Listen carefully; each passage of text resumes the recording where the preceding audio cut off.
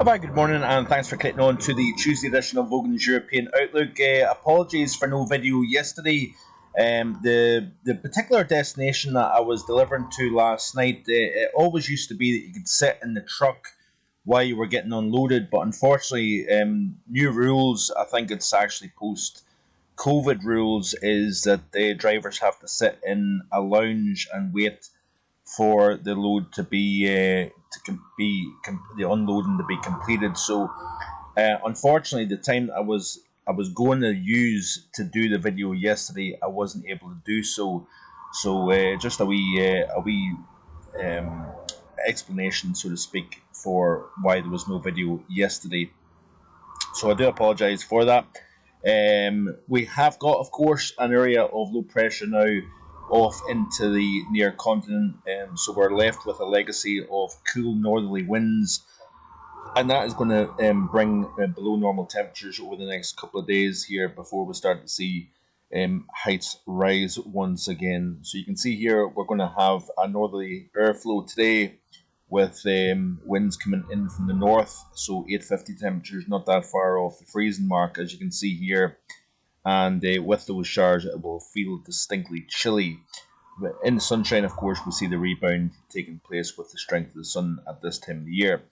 But as we go through the next few days here, we're going to start to see that area of high pressure to the southwest kind of moving in over the UK, settling things down. Could actually produce some very, very cool nights, actually. Wouldn't be surprised if a few spots in the south of Scotland, possibly the north of England and parts of the Highlands, sees temperatures down in the low single figures, particularly on tomorrow morning, as winds drop light and, of course, the skies clear out.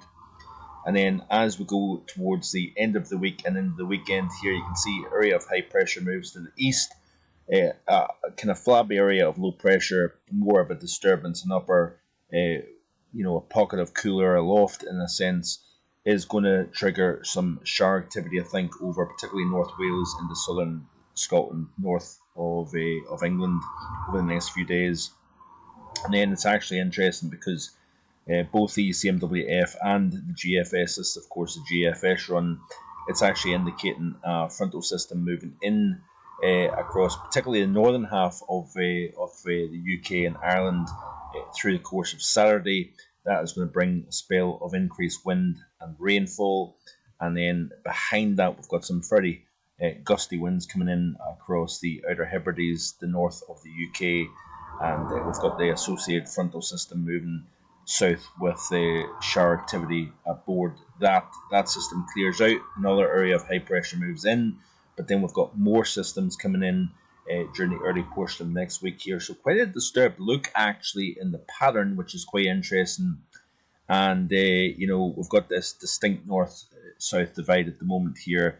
I'm going to kind of jump around a little bit here, so I do apologise for that. But you notice here off the GFS ensemble here. So this is the 500 millibar geopotential height anomalies here. So of course a nice strong area of high pressure representing in the reds.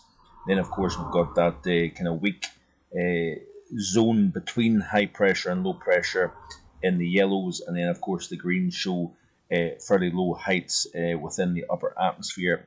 As I skip quickly through the loop, you can see here where it's a very flat west-east flow really across North America, the North Atlantic and into the UK. Strongest heights across Iberia, across southern portions of Europe and North Africa. So therefore, focus of the heat is very much to the south of the UK over the next several days here. Notice here that as we press right the way through the weekend and into next week, it stays very, very flat in the upper atmosphere here, with lows crossing the top of that high into the UK and keeping things fairly unsettled and fresh. Notice here a little nose of high pressure trying to progress into the UK towards the weekend of the 6th of August. So that's not this upcoming weekend, but actually next weekend. And you can see here that the high is trying to build up towards the UK, but it doesn't look as if it really gets there in a bodily fashion, at least anyway. So the general emphasis looks to be on a fairly flat upper air setup here. And the NAO, of course, has been close to neutral, marginally below the neutral line in a negative phase here. But generally speaking, this is quite representative of a fairly flat upper air pattern with the NAO index showing this particular setup here. And the reason why we've got this rather flat look to the pattern at the moment here, if I can try and get the right chart here, we have to look at the Madden-Julian oscillation here. So of course the setup that we had that produced the extreme heat there, in fact a week ago today was the day that we had 40 degrees. Amazing to think that's a week ago. But we did have the Madden-Julian oscillation fairly strong, pushing through the continental maritime region here, so progressing from the Indian Ocean into the western portion of the Pacific. And we had a very amplified look. You notice here that we don't have the same strength of greens and reds here. So we don't have a particularly strong MJO signal at the moment, even within the tropics. But notice here, over the North Atlantic, we've got neutral velocity potential anomaly here, which indicates to me that the upper air pattern isn't indicative of a particularly strong high pressure. I'm trying to explain this in the right way and the easiest way possible, in fact. But you notice here that we've got a focus of reds and oranges here over western portions of North America. That focus is where the heat is going to be focused on. And at the moment, we don't have that over the UK. So therefore, the upper air pattern looks to be more changeable as we go through the next several days. And in fact, we've got greens here representing the potential for upward motion and increased tropical activity, for example, in the eastern portion of the Atlantic basin here. But the Madden-Julian oscillation is not overly favourable at the moment. But that being said, as we go through the second half of this week, you notice here that we start to see the oranges moving across the North Atlantic and towards the UK.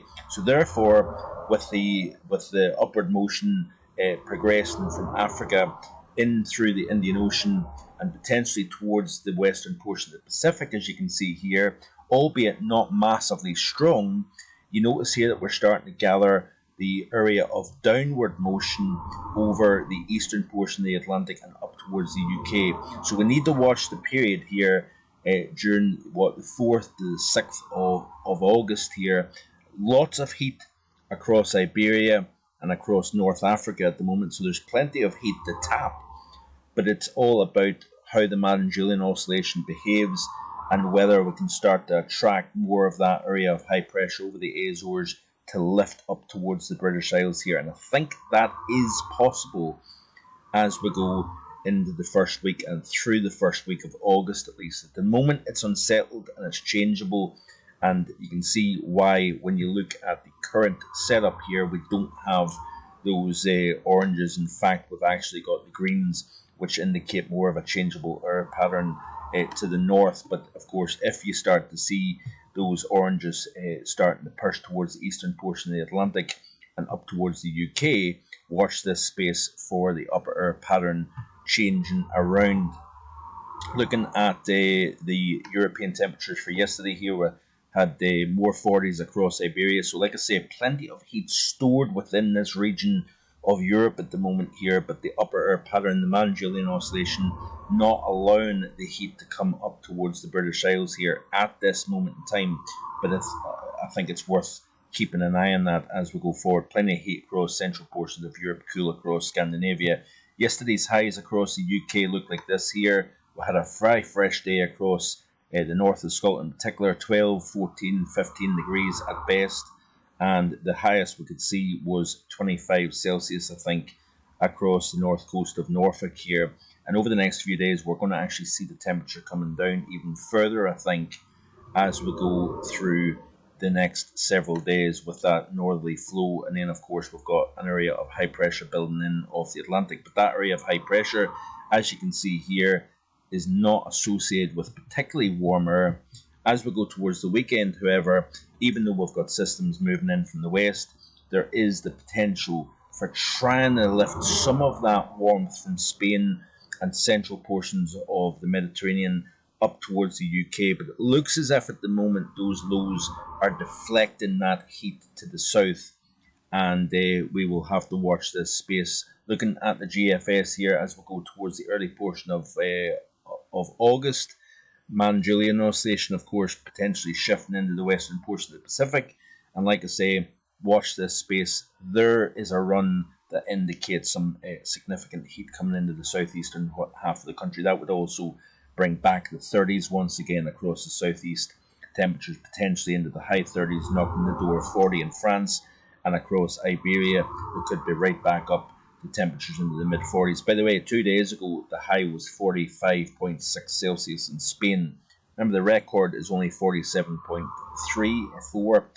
And I've alluded to the fact that, for quite some time now, that Spanish record is under threat a few times this summer, I think.